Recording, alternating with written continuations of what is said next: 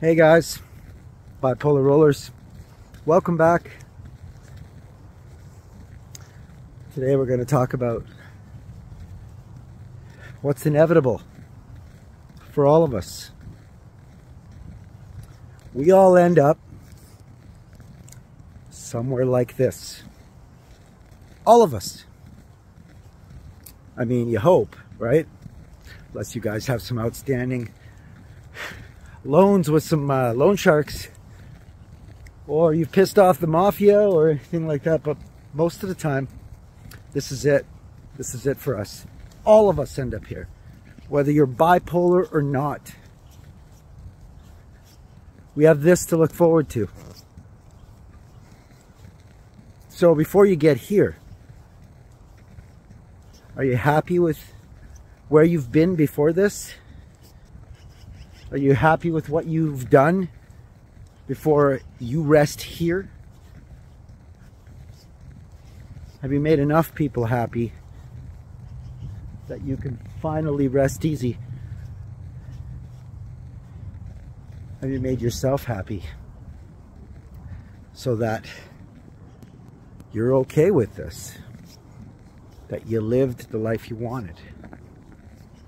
That you got what you wanted to get done? You know, I have a couple of people that I know. I can't mention their names because they are people I coach, which is a service I provide if you're interested. Not as some sort of superior to your scenario, or because I'm some master in mental illness, but because I've made enough mistakes that I know what works and what doesn't. And anytime I've had any problems with bipolar, about 99% of the time, it's because I knew what to do, but I didn't follow my own advice. I often find it a lot of us who are exceptional teachers, or who know their stuff, where they go wrong is they didn't do what they knew would help. So you don't have to be a licensed therapist to know what the right thing to do is.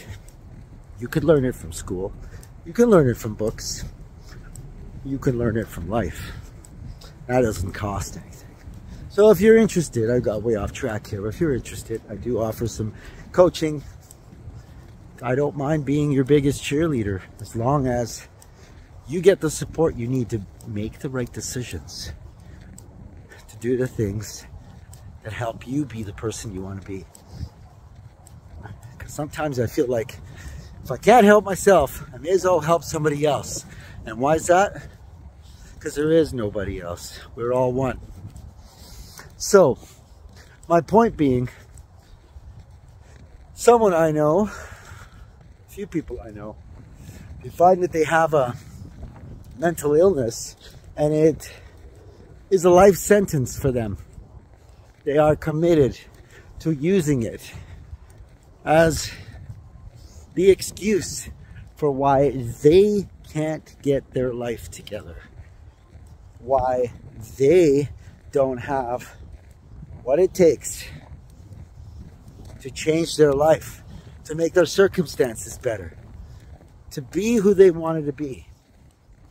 Now, you're a roller, so automatically you wouldn't do that, right? That's what makes you a roller. Because you're not here to use bipolar as an excuse. You're here to conquer this thing. Make it your bitch, you know? Take the best parts of bipolar, because there are some. There are advantages, there are superpowers. Make them work for you. Take the disadvantages of having a mental illness and learn to manage them by using all natural means, or, if absolutely necessary, pharmaceutical means. Not a big fan of that last one, because they aren't exactly the most accountable organization, and we've learned that over the last few years. But you got to do what it takes to get your life back. Because eventually, we all end up below everyone's feet.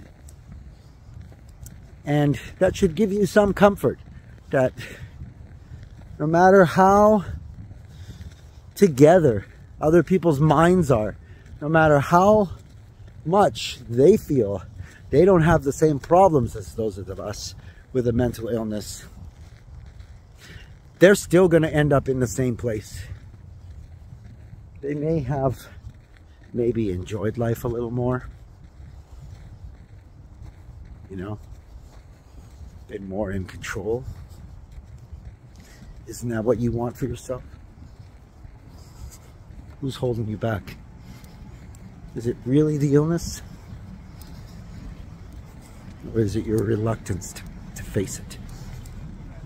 To take it on? To do what needs to be done to get your mind back?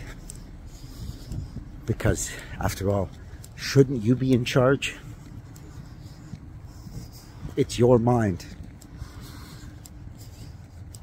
And presently, until we find a cure, it's being inhabited by a disorder. So you're going to take your mind back? Or you're going to let this thing run your life?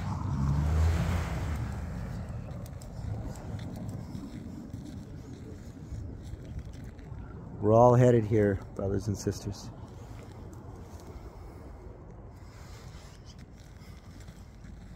Make the little time you have left count and represent.